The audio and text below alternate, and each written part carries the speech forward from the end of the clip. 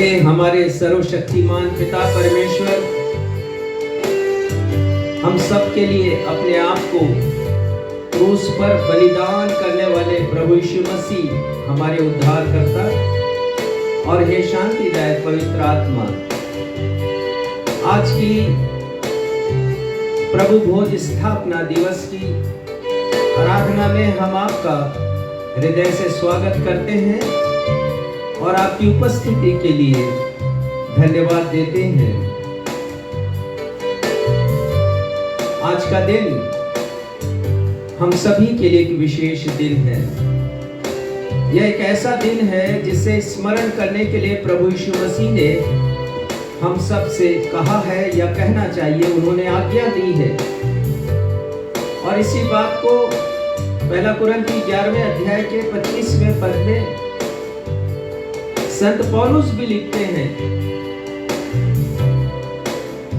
प्रभु यीशु मसीह ने कहा, तुम जब कभी मिलो, आपस में मिलो, मेरे स्मरण के लिए यही किया करो।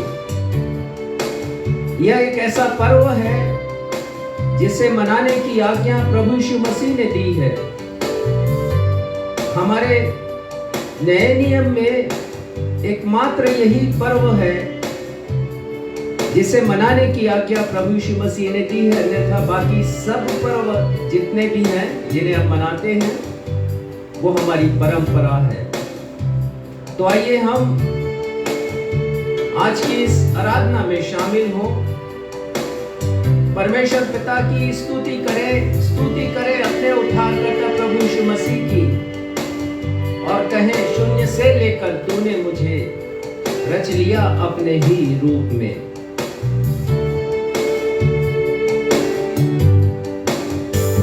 शून्य से लेकर तूने मुझे रच लिया अपने ही रूप में, प्रेम किया है अनंत प्रेम से मुझे, दिया है पुत्र मेरी मुक्ति के लिए।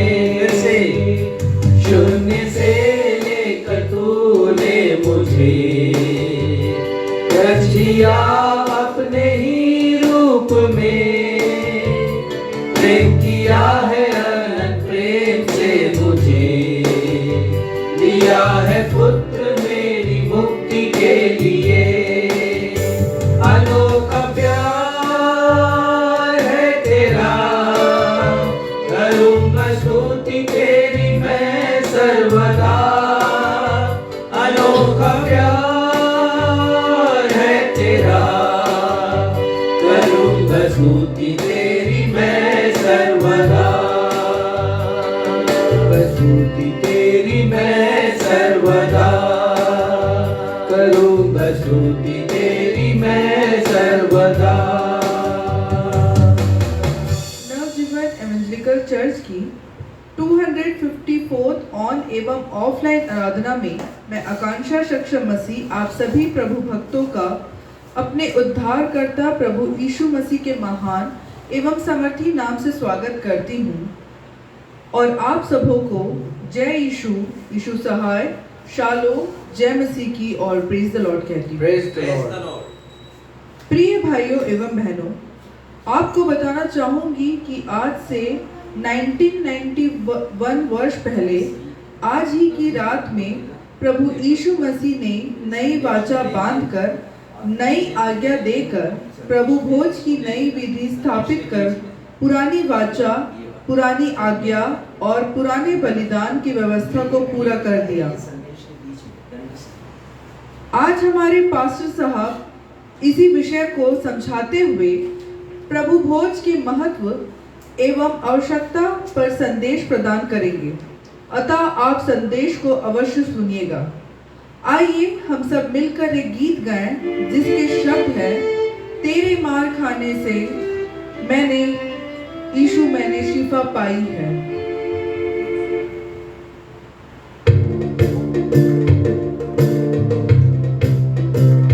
आज हम सब प्रभु भोज की विशेष आराधना में उपस्थित हैं। आज सारा संसार प्रभु यीशु मसीह के महान बलिदान को स्मरण करते हुए प्रभु भोज की विधि को स्मरण कर रहा है जिसे प्रभु यीशु मसीह ने स्थापित किया। आज का दिन सार्वभौमिक प्रभु भोज की स्थापना का दिवस है। आज से 1991 वर्ष पहले प्रभु यीशु मसीह ने इस विधि की स्थापना की है। आइए इसके पहले कि हम अपनी आराधना में आगे बढ़े, हम इस लोकप्रिय गीत को गाएंगे। तेरे मार खाने से यीशु मैंने शिफा पाई है, तेरे खून बहाने से मिली मुझको चंगाई है।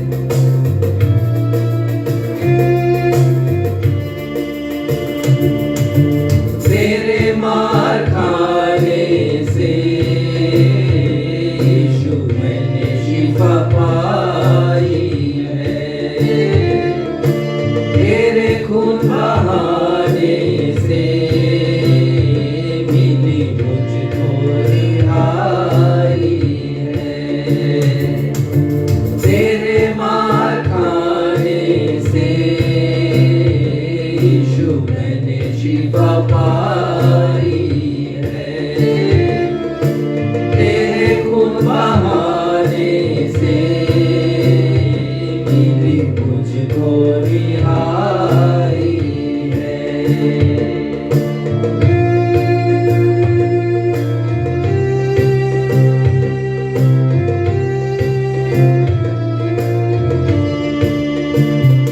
कोई चारा कर तुझ सा नहीं, कोई रहबर तुझ सा नहीं, कोई चारा कर तुझ सा नहीं, कोई रहबर तुझ सा नहीं। तूने अपनी जान देकर मेरी जिंदगी बचाई है, तूने अपनी जान देकर मेरी जिंदगी बचाई है। तेरे मार खाने से यीशु मैंने शिफा पाई है।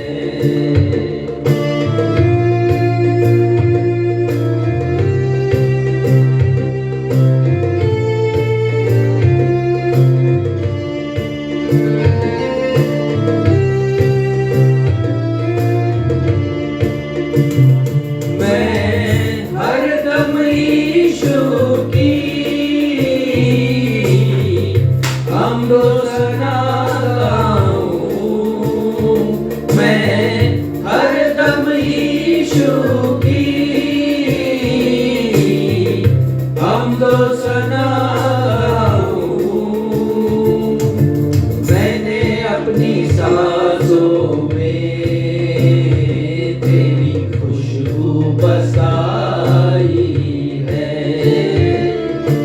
मैंने अपनी सांसों में तेरी खुशबू बसाई है। तेरे मार खाने से यीशु मैंने शिफा पाई है,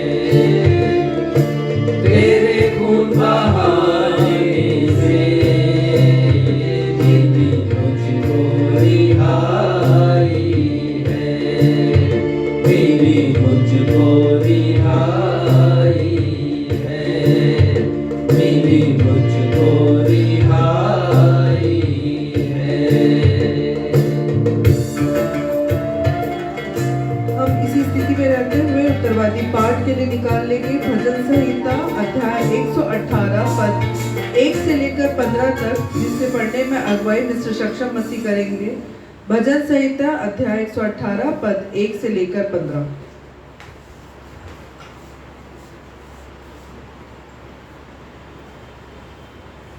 आइए हम सब मिलकर धर्मशास्त्र से निकाल लें भजन संहिता अध्याय 118 पद संख्या 1 से 15 तक। और जैसा कि हमारा दस्तूर रहा है, हम इस पैसेज को उत्तरवादी की रीति से पढ़ लेंगे और अंत में हम सब मिलकर 14वें और 15वें पद को साथ में मिल करके पढ़ लेंगे। भजन संहिता 118 पद 1 से 15।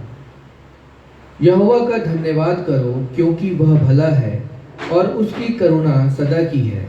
इस्राएल कहे, उसकी करुणा सदा की है।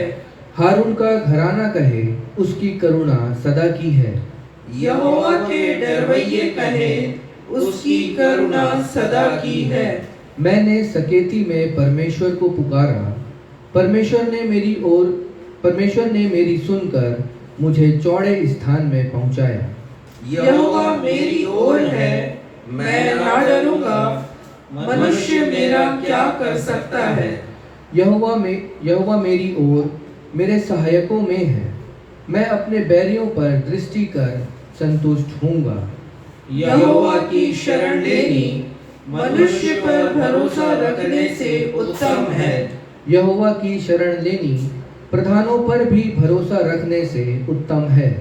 सब जातियों ने मुझको घेर लिया है, परंतु यहोवा के नाम से मैं निश्चय उन्हें नष्ट कर डालूंगा। उन्होंने मुझको घेर लिया है, निसंदेह घेर लिया है, परंतु यहोवा के नाम से मैं निश्चय उन्हें नष्ट कर डालूंगा। उन्होंने मुझे मधुमक्खियों के समान घेर लिया है, परंतु कांटों की आग के समान वे बुझ गए। यहोवा के नाम से मैं निश्चय उन्हें नष्ट कर डालूंगा। तूने मुझे बड़ा धक्का दिया तो था कि मैं गिर पड़ूं, परंतु यहोवा ने मेरी सहायता की। परमेश्वर मेरा बल और भजन का विषय है, वह मेरा उद्धार ठहरा है। धर्मियों के तंबुओं में जय जयकार और उद्धार की ध्वनि हो रही है। यहोवा के दाहिने हाथ से पराक्रम का काम होता है। यह सत्य और जीवित परमेश्वर का सत्य और जीवित वचन है। परमेश्वर पिता, प्रभु यीशु मसीह, पवित्र आत्मा इस वचन के पढ़े जाने, सुने जाने और समझे जाने पर हम में से हर एक को अपनी बहुतायत की आशीषों से परिपूर्ण करें। हम सब कहें आमीन। आमीन।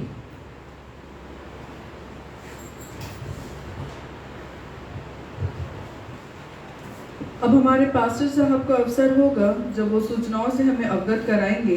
सूचनाओं के पश्चात में हम सभी के लिए मध्यस्थता की प्रार्थना करेंगे।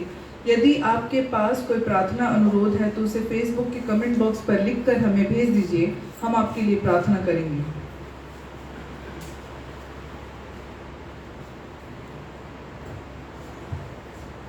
नवजीवन इवेंजलिकल चर्च की 254वीं ऑन एवं ऑफलाइन आराधना में मैं पास्टर राजेश मसीह आप सभी का जो कलीसिया भवन में है या इस समय अपने अपने मोबाइल के समक्ष हैं, या आने वाले दिनों में व्हाट्सएप, मैसेंजर और यूट्यूब पर भेजे जाने वाले वीडियो को देखकर आज की इस विशेष आराधना में हमारे साथ उपस्थित होंगे। आप सभी का तहे दिल से स्वागत करता हूं। आपकी उपस्थिति के लिए आपको धन्यवाद देता हूं।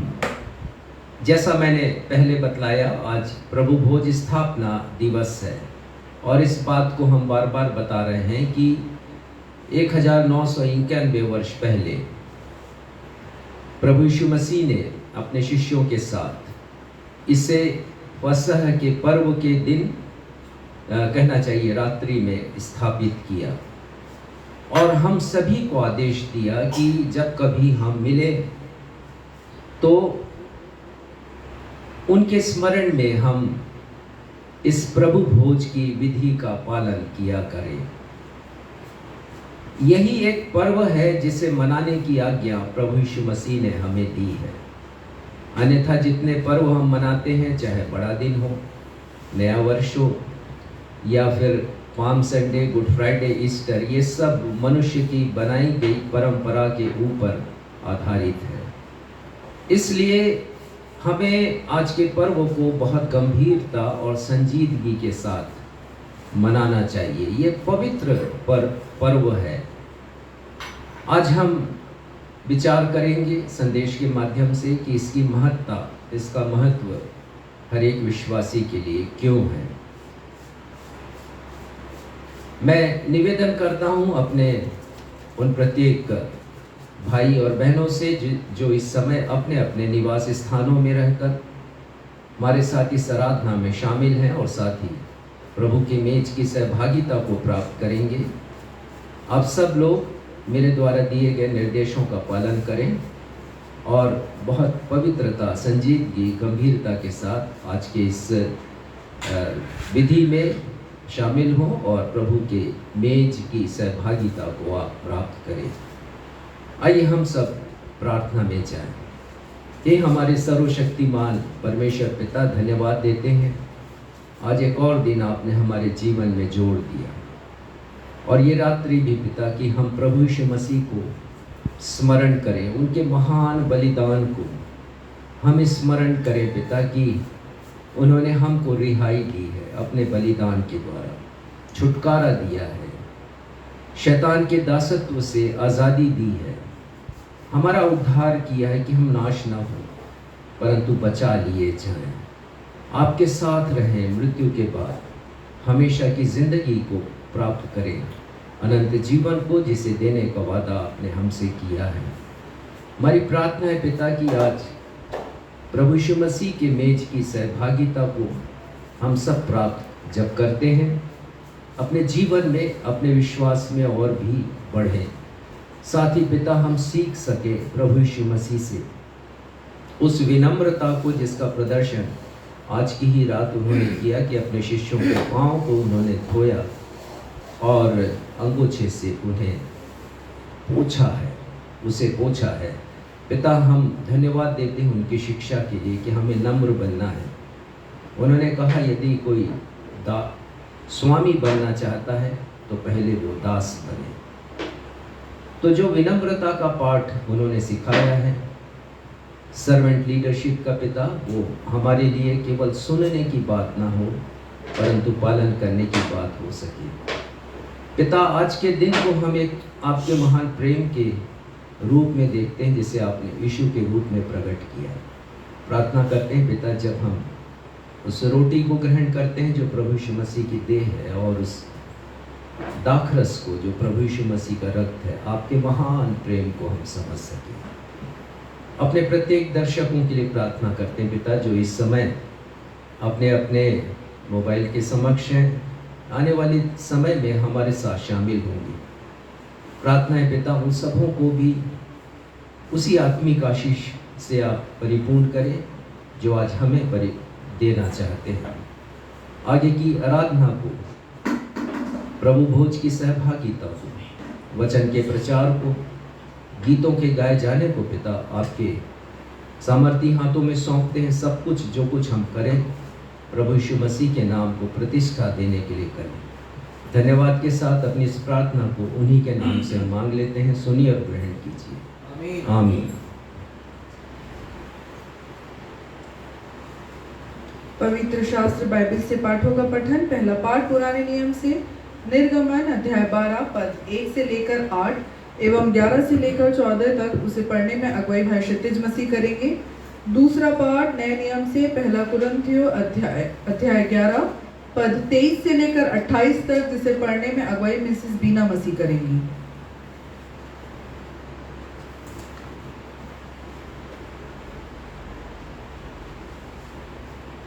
आइए आज की आराधना में प्रथम पाठ के लिए निकाल लेंगे पवित्र शास्त्र में से पुराने नियम से निर्गमन की पुस्तक अध्याय 12 पद 1 से 8 एवं पद 11 से 14। और वचन में यहाँ यूँ लिखा है, फिर यहोवा ने मिस्र देश में मूसा और हारून से कहा, यह महीना तुम लोगों के लिए आरंभ का ठहरे, अर्थात वर्ष का पहला महीना यही ठहरे।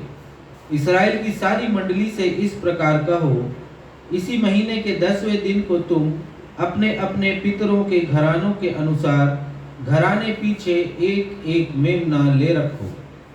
और यदि किसी के घराने में एक मेमने के खाने के लिए मनुष्य कम हो तो वह अपने सबसे निकट रहने वाले पड़ोसी के साथ प्राणियों की गिनती के अनुसार एक मेमना ले रखे। और तुम हर एक के खाने के अनुसार मेमने का हिसाब करना। तुम्हारा मेमना निर्दोष और 1 वर्ष का नर हो, और चाहे उसे भेड़ों में से लेना, चाहे बकरियों में से, और इस महीने के 14वें दिन तक उसे रख छोड़ना। और उस दिन गोधूली के समय इस्राएल की सारी मंडली के लोग उसे बलि करें। तब वे उसके लहू में से कुछ लेकर जिन घरों में मेमने को खाएंगे, उनके द्वार के दोनों अलंगों और चौखट के सिरे पर लगाएं, और वे उनके मांस को उसी रात आग में भूंजकर अखमीरी रोटी और कड़वे साग पात के साथ खाएं। पद 11 से 14। और उसके खाने की यह विधि है, कमर बांधे, पांव में जूती पहने और हाथ में लाठी लिए हुए उसे फुर्ती से खाना। वह तो यहोवा का पर्व होगा, क्योंकि उस रात को मैं मिस्र देश के बीच में होकर जाऊंगा, और मिस्र देश के क्या मनुष्य क्या पशु सबके पहलौठों को मारूंगा, और मिस्र के सारे देवताओं को भी मैं दंड दूंगा। मैं यहोवा हूँ। और जिन घरों में तुम रहोगे, उन पर वह लहू तुम्हारे लिए चिन्ह ठहरेगा, अर्थात मैं उस लहू को देखकर तुमको छोड़ जाऊंगा, और जब मैं मिस्र देश के लोगों को मारूंगा, तब वह विपत्ति तुम पर ना पड़ेगी और तुम नष्ट ना होगे। और वह दिन तुमको स्मरण दिलाने वाला ठहरेगा, और तुम उसको यहोवा के लिए पर्व करके मानना। वह दिन तुम्हारी पीढ़ियों में सदा की विधि जानकर पर्व माना जाए। यह जीवित परमेश्वर का जीवित वचन है। परमेश्वर पिता इसके पढ़े, सुने और समझे जाने में हम में से हर एक की अगुवाई करें। हम सब कहें आमीन। आमीन।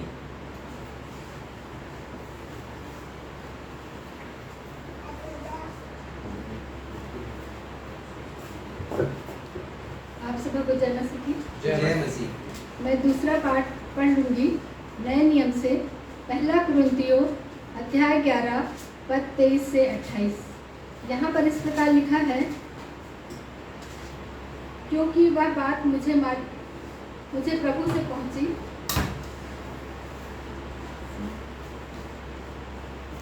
क्योंकि यह बात मुझे प्रभु से पहुंची और मैंने तुम्हें भी पहुंचा दी कि प्रभु यीशु ने जिस रात वह पकड़वाया गया, रोटी ली और धन्यवाद करके उसे तोड़ी और कहा, यह मेरी देह है जो तुम्हारे लिए है, मेरे स्मरण के लिए यही किया करो। इसी रीति से उसने ब्यारी के पीछे कटोरा भी लिया और कहा, यह कटोरा मेरे लहू में नई वाचा है, जब कभी पियो तो मेरे स्मरण के लिए यही किया करो। क्योंकि जब कभी तुम यह रोटी खाते और इस कटोरे में से पीते हो, तो प्रभु की मृत्यु को जब तक वह न आए प्रचार करते हो। इसलिए जो कोई अनुचित रीति से प्रभु की रोटी खाए या उसके कटोरे में से पिए, वह प्रभु की देह और लहू का अपराधी ठहरेगा। इसलिए मनुष्य अपने आप को जांच ले और इस रीति से रोटी में से खाए और इस कटोरे में से पिए। यह परमेश्वर का सत्य जीवित वचन है। परमेश्वर इसके पढ़े सुने जाने पर हम सबों को आशीष प्रदान करें। हम सब कहें आमीन। आमीन। सुसमाचार पाठ के लिए हम निकालेंगे लूका रचित सुसमाचार अध्याय 22 पद 7 और उसके पश्चात पद 14 से लेकर 23 तक, जिसे पढ़ने में अगुवाई रेवरेंड राजेश मसीह करेंगे। लूका 22 पद 7 और उसके पश्चात 14 से लेकर 23।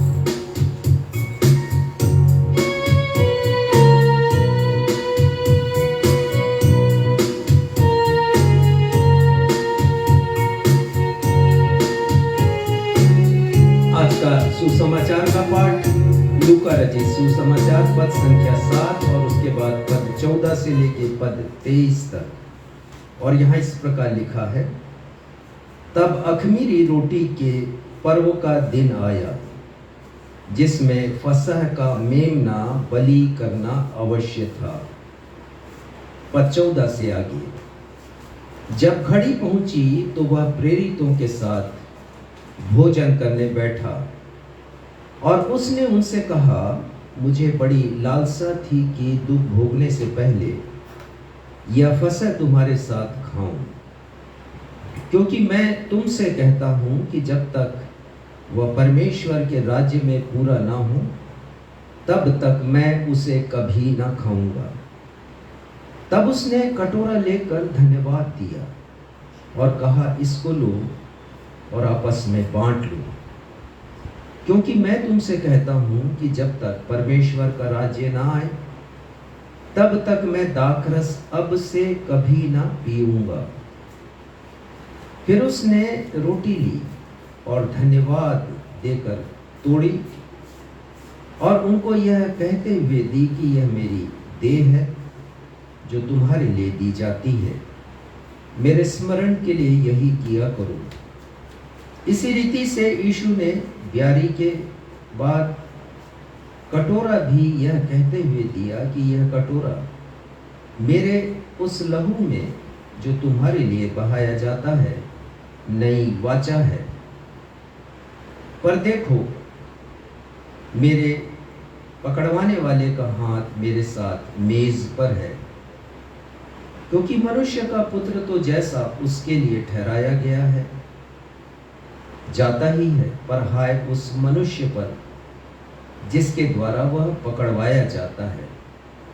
तब वे आपस में पूछ-पाछ करने लगे कि हम में से कौन है जो यह काम करेगा।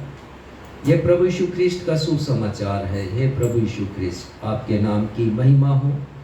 हम सब कहें आमीन। आमीन। अब समय होगा जब हम सब प्रभु यीशु के द्वारा आज ही की रात में 1990 वर्ष पहले स्थापित प्रभु भोज की विधि में शामिल होंगे। आइए अपने मनों को तैयार करने के लिए एक गीत गाएं जिसके शब्द हैं, दी मैंने अपनी जान और अनमोल रक्त को भी।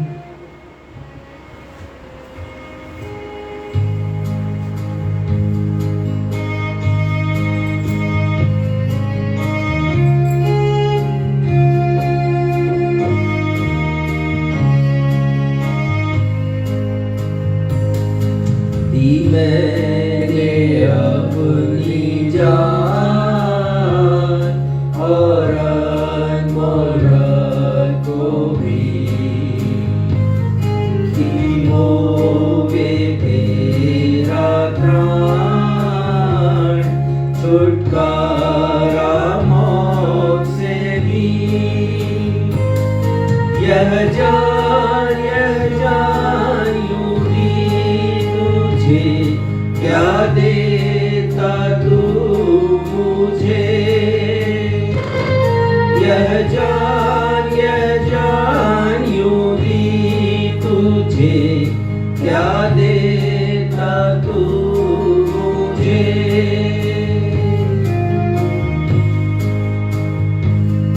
मैं छोड़कर स्वर्ग के वास इस जग में आया था,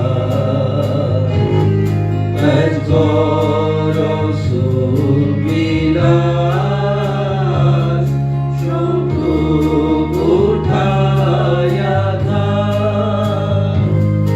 यूं मैंने छोड़ा सब, क्या छोड़ता है तू अब।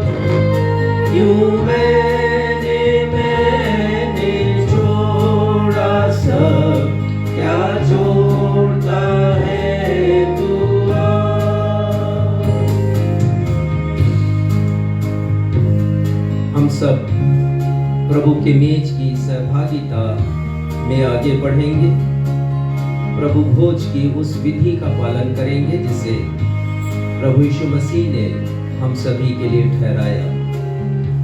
इसलिए मैं निवेदन करता हूँ अपने सारे दर्शकों के लिए, भाई बहनों के लिए जिन्होंने अपने घर पे प्रभु की मेज को सजाया है।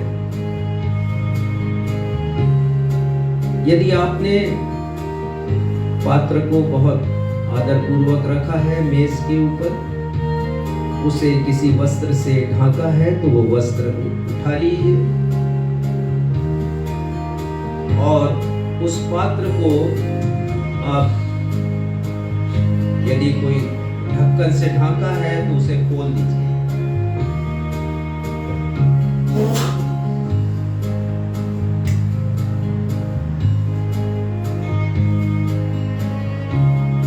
वचन से कुछ शिक्षा हम लेंगे। संत पौलुस जब कुरिन्थियों की कलीसिया को निर्देश देते हैं प्रभु भोज के बारे में, तो 3 बातें वो सिखाते हैं और ये 3 बातें हमें भी सीखना है। वैसे हम 4 बातें सीखेंगे आज के संदेश में, लेकिन मैं एक सारांश आपके सामने दूंगा।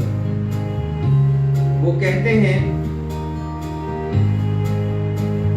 कि इस मेज की सहभागिता को जब हम प्राप्त करते हैं तो किसी विधि है करके पालन नहीं करते, लेकिन हम कुछ सीखते भी हैं। पहली बात जो हम सीखते हैं और जिसका हमें पालन करना है, उसका वर्णन वो 26वें पद में करते हैं और यहाँ वो लिखते हैं, क्योंकि जब कभी तुम यह रोटी खाते और इस कटोरे में से पीते हो तो प्रभु की मृत्यु को जब तक वह ना आए प्रचार करते हो। उन्होंने साफ साफ निर्देश हमें दिया है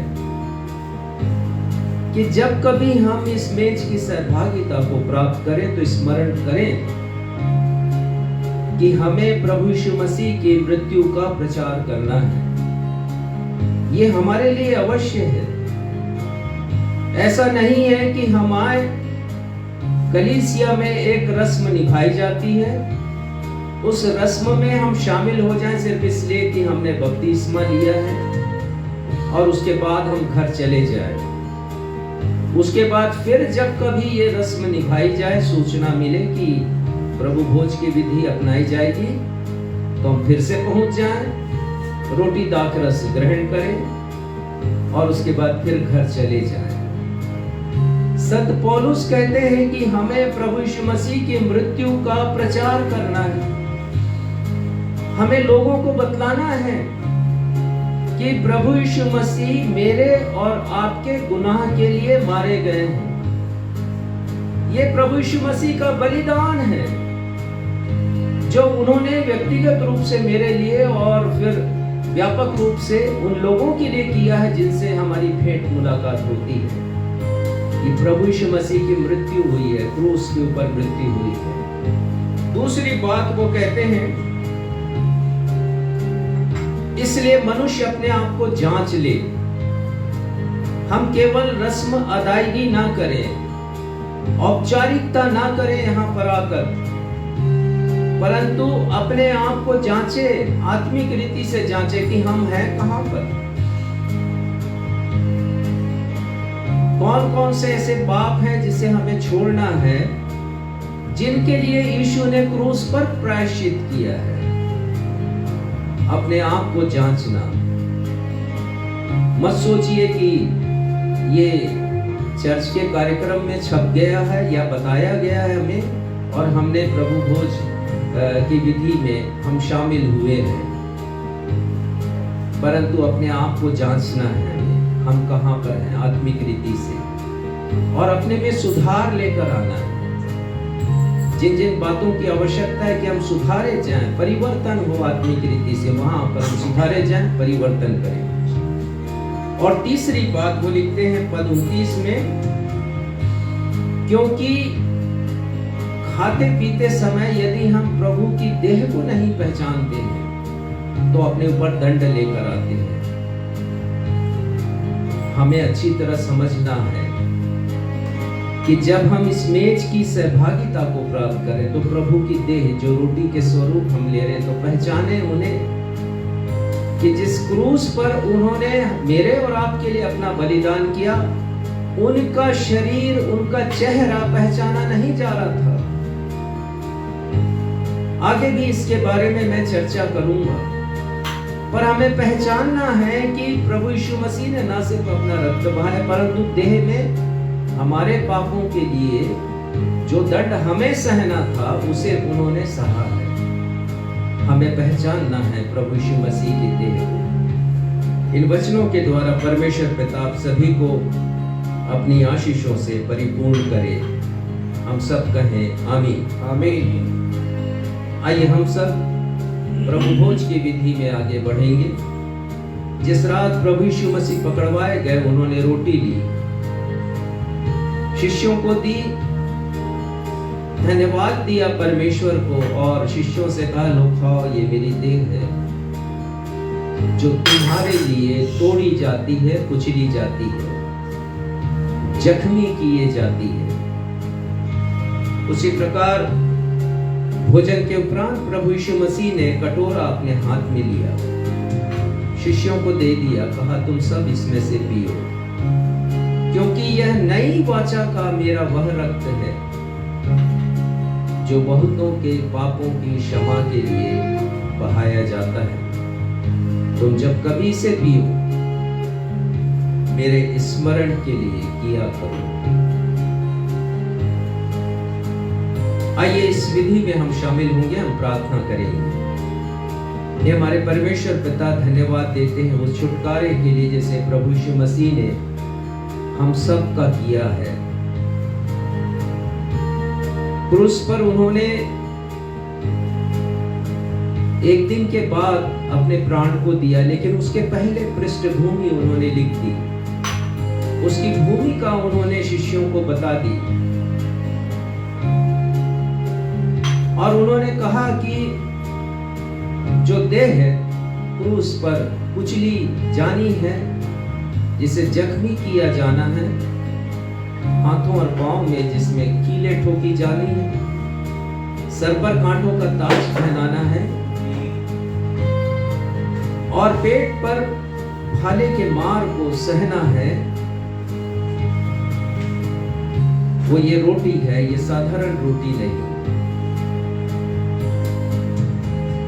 हम धन्यवाद देते हैं पिता की जो दंड हमें अपने शरीर में सहना था उसे यीशु ने सह लिया क्रूस के ऊपर, और उन्होंने अपने शरीर के रक्त की एक एक बूंदों को बहा दिया ताकि हम सबको अपने पापों की क्षमा मिल जाए। उन्होंने प्रायश्चित किया।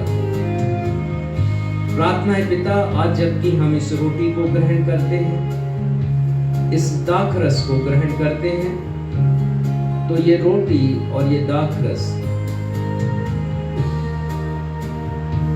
सांसारिक वस्तुओं से अलग किए जाएं। उन्हें दीजिए कि ये रोटी प्रभु की देह हो और ये दाखरस प्रभु यीशु मसीह का रक्त हो। मेज की सहभागिता को जब प्राप्त करें तो हम अपने आप को जांचें पिता। प्रभु यीशु मसीह की मृत्यु का प्रचार करें और उनकी देह की पहचान हमारे मन में आ जाए। हम पहचाने पिता उनकी देह को जो मारी गई, कुचली गई, तोड़ी गई, जख्मी। प्रभु भोज की प्यारी में जब हम शामिल होते हैं तो केवल रस्मों अदायगी ना करें, औपचारिकता ना निभाएं, लेकिन पिता हम एक परिवर्तित मनुष्य बन जाएं आज के बाद। ये कृपा कीजिएगा। फिर से प्रभु यीशु मसीह के महान बलिदान को स्मरण करते हुए अपनी इस प्रार्थना को उन्हीं के नाम से मांग लेते हैं। सुनिए और ग्रहण कीजिए। कलीसिया कहे आमीन। हमारे जितने भी दर्शक आज भाग ले रहे हैं, इस मेज की सहभागिता को प्राप्त कर रहे हैं, परिवार के मुखिया रोटी को ग्रहण करें, परिवार के सब लोगों को दें, बपतिस्मा प्राप्त जितने लोग हैं, प्रभु यीशु मसीह को धन्यवाद दें। उन्होंने आपके लिए अपनी देह दी है और फिर धन्यवाद देते हुए रोटी को ग्रहण करें।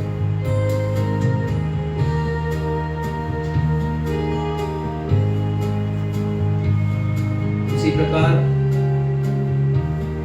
रोटी को ग्रहण करने के पश्चात दाखरस भी लें, घर के मुखिया सभी को दें जितने बपतिस्मा प्राप्त हैं, और इस दाखरस के लिए धन्यवाद दें प्रभु यीशु मसीह को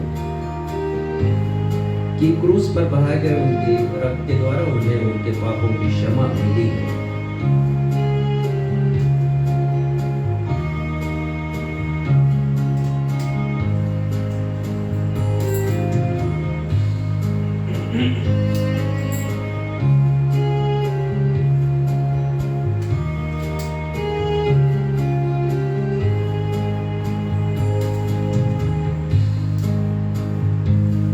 जो दुख अत्यंत पार सो मैंने सहा कि तेरा हो उद्धार रक्त मेरा बहा था यूं दुख में मैं रहा क्या तूने कुछ सहा यूं दुख में मैं रहा क्या तूने कुछ सहा मैं लाया समाधान और कुशल का संदेश स्वीकार कर मुक्तिदान और स्वर्ग में कर प्रवेश सब कुछ लाया है और तू क्या लाया है वह सब कुछ लाया है और तू क्या लाया है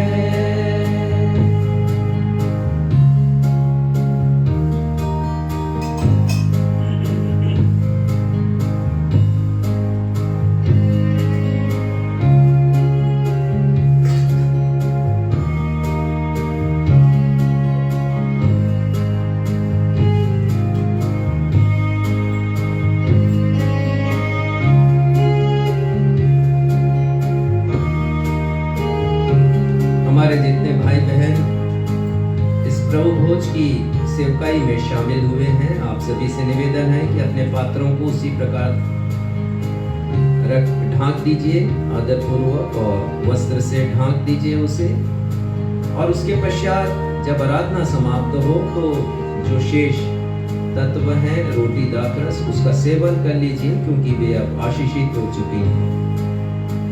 आइए हम सब अपने विश्वास वचन का अंगीकार करें जो प्रेरितों का विश्वास वचन पृष्ठ 123 पर पाया जाता है। मैं सर्वशक्तिमान पिता स्वर्ग और पृथ्वी के सृष्टिकर्ता परमेश्वर पर विश्वास करता हूँ। मैं उसके इकलौते पुत्र हमारे प्रभु यीशु मसीह पर विश्वास करता हूँ। वह पवित्र आत्मा के सामर्थ्य से गर्भ में आए और कुंवारी मरियम से जन्मे। उन्होंने पेंतुस पिलातुस के शासन में दुख भोगा। वह क्रूस पर चढ़ाए गए, मरे और गाड़े गए और मृतकों के लोक में उतरे। तीसरे दिन वह जी उठे। वह स्वर्ग पर चढ़ गए और पिता की दाहिनी ओर विराजमान हुए। वह जीवितों और मृतकों का न्याय करने को फिर आएंगे। मैं पवित्र आत्मा पर, पवित्र सालों की कलीसिया पर, संतों की संगति, पापों की क्षमा, देह के पुनरुत्थान और शाश्वत जीवन पर विश्वास करता हूँ। आमीन। आइए हम सब मिलकर प्रभु की प्रार्थना कहें। हे हमारे पिता, आप जो स्वर्ग में हैं, आपका नाम पवित्र माना जाए, आपका राज्य आए, आपकी इच्छा जैसे स्वर्ग में पूरी होती है वैसे ही इस पृथ्वी पर भी पूरी हो। हमारे दिन भर की रोटी आज हमें दीजिए और जैसे हमने अपने अपराधियों को क्षमा किया है वैसे ही हमारे अपराधों को क्षमा कीजिए। हमें परीक्षा में नहीं डालिए बल्कि बुराई से बचाइए, क्योंकि राज्य, पराक्रम और महिमा सदा आपके हैं। आमीन। आइए अब हम सब अपनी भेंटों एवं धन्यवादी भेंटों को अर्पित करते हुए एक गीत गाएं। गीत के शब्द है, शून्य से लेकर तूने मुझे रच लिया अपने ही रूप में।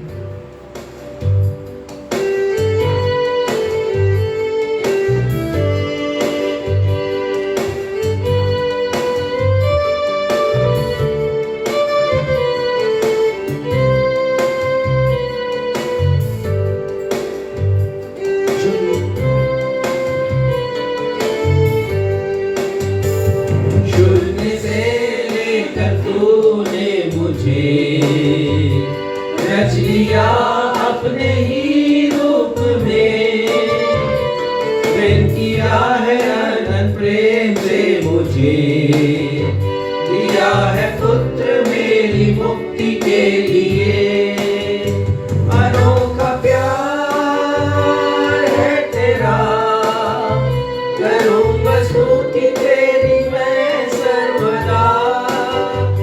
अनोखा प्यार है तेरा, करूँगा स्तुति तेरी मैं सर्वदा, करूँगा स्तुति तेरी मैं सर्वदा।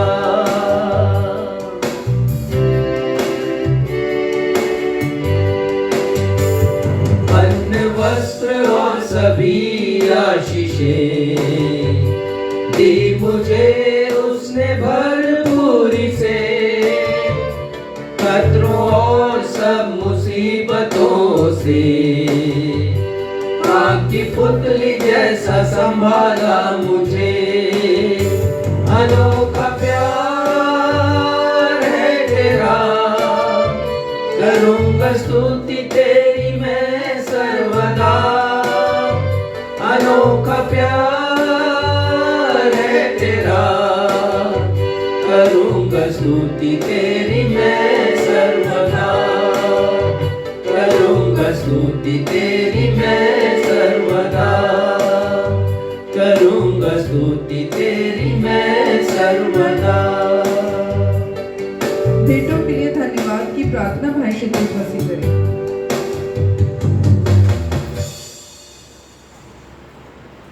आइए इन भेंटों को परमेश्वर पिता के चरणों में अर्पित करेंगे। हम सभी प्रार्थना में जाएंगे। जीवित अनुग्रहकारी पिता परमेश्वर, आराधना के इस समय आपके चरणों की निकटता में आते हैं प्रेम पिता। धन्यवाद देते हैं आज के इस दिन के लिए प्रेम पिता, जो आपने हमारे जीवनों में जोड़ा है। हम धन्यवाद देते हैं प्रेम पिता मसीह के उस रक्त के लिए और उस दो देह के लिए प्रेम पिता, जिसे आज प्रतीकात्मक रूप में हम सेलिब्रेट कर रहे हैं, जिसकी खुशियां हम मना रहे हैं प्रेम पिता। जाहिर है कि मसीह हमारे लिए जब मृत्यु को पाए तो ये दुख था, परंतु इसके पीछे जो महा आनंद है उद्धार का प्रेम पिता, हम उस उद्धार के खोजी प्रेम पिता, हम उस उद्धार के प्राप्त करता है। हम आपको धन्यवाद देते हैं प्रेम पिता। प्रार्थना और विनती मांगते हैं इन भेंटों के लिए जो हमारे भाइयों बहनों ने अपने जीविका उपार्जन में से आपके राज्य की बढ़ोतरी के लिए अर्पित किए प्रेम पिता। हर एक देने वाला आपके द्वारा आशीषित होने वाला हो सके प्रेम पिता। उन्हें दीजिए कि जो देने का मन आपने हमें दिया है हम बहुत आयत से दे प्रेम पिता, ताकि आपकी आशीषों को हम प्राप्त करने वाले हो सकें। शेष आराधना में आपकी अगुवाई चाहते हैं और इस विनती को अपने उद्धार करता प्रभु यीशु के मधुर मीठे नाम से मांग लेते हैं, आमीन। आमीन।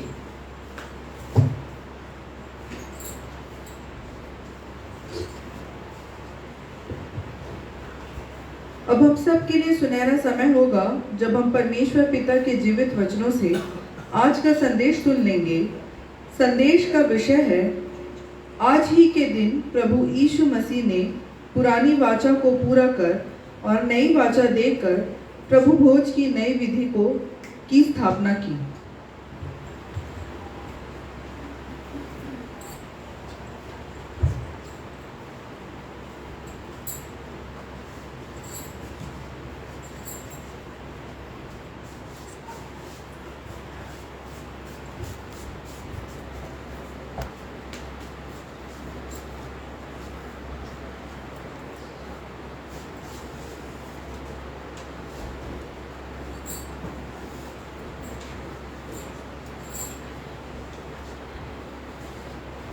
आज की रात यरूशलेम में अत्यंत महत्वपूर्ण रात्रि थी। अनेक घटनाएं आज की रात घटित हुई, आज से 1991 वर्ष पहले। कुछ वर्णन मैं आपके सामने प्रस्तुत करूंगा। प्रभु यीशु मसीह पहली बार का मतलब जब उन्होंने पाम संडे के दिन यरूशलेम में प्रवेश किया था, उस दिन के पश्चात पहली बार वो बैतनिय्याह नहीं लौटे हैं। अन्यथा बैतनिया से वो यरूशलेम आते, यरूशलेम से फिर बैतनिया चले जाते थे जहां लाजर का परिवार रहता था। ऐसा परिवार जिससे वो बहुत प्रेम रखते थे। तो पहली बार प्रभु यीशु मसीह नहीं गए हैं, इसलिए नहीं गए क्योंकि उन्हें फसह का पर्व मनाना था, प्रभु भोज की विधि की स्थापना उन्हें करनी थी। प्रभु यीशु मसीह ने अपने शिष्यों से कहा कि वे उनके साथ फसह का पर्व मनाएंगे, और इसके लिए वो पतरस और यूहन्ना को भेजते हैं। यदि आप लूका रचित सुसमाचार 22 अध्याय के 7वें पद के आगे पढ़ें तो इसका विवरण आपको मिलेगा। उन्होंने निर्देश दिया है पतरस और यूहन्ना को कि तुम हम सब के लिए फसह के पर्व की तैयारी करो, और उन्होंने कहा है उनसे कि जब तुम इस नगर में प्रवेश करोगे अर्थात यरूशलेम में, तो तुम्हें एक सजी सजाई अटारी दिखाई देगी। अटारी का मतलब फर्स्ट फ्लोर। पहले मंजिल पर वो उपरौठी कोठरी थी। उसके स्वामी से कहना कि प्रभु को इसका प्रयोजन है, प्रभु इसे चाहते हैं अपने लिए और वो तुम्हें दे देगा।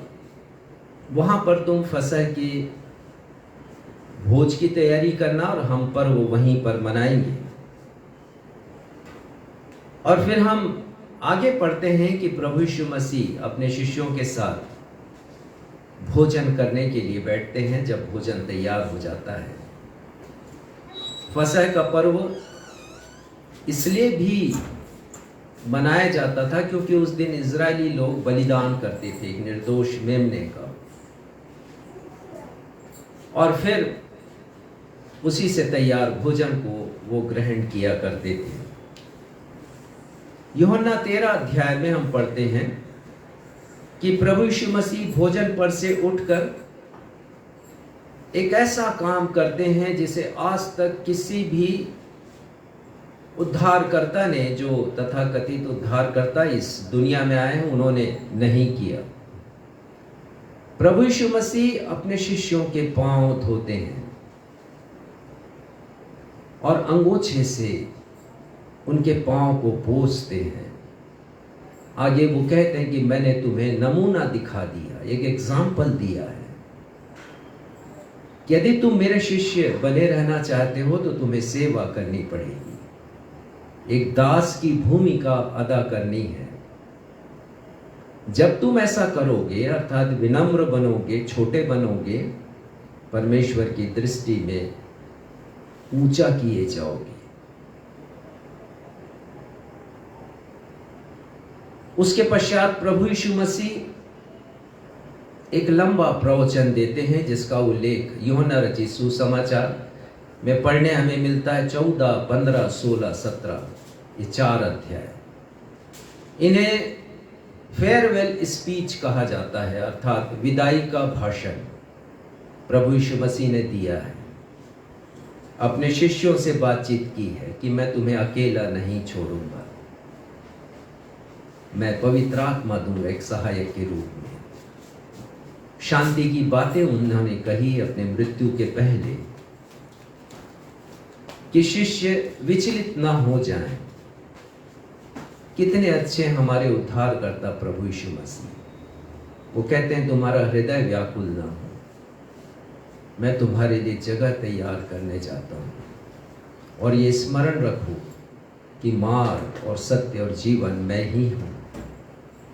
जिसने मुझे देखा उसने पिता को देखा। बहुमूल्य शिक्षाएं प्रभु यीशु मसीह ने दी हैं।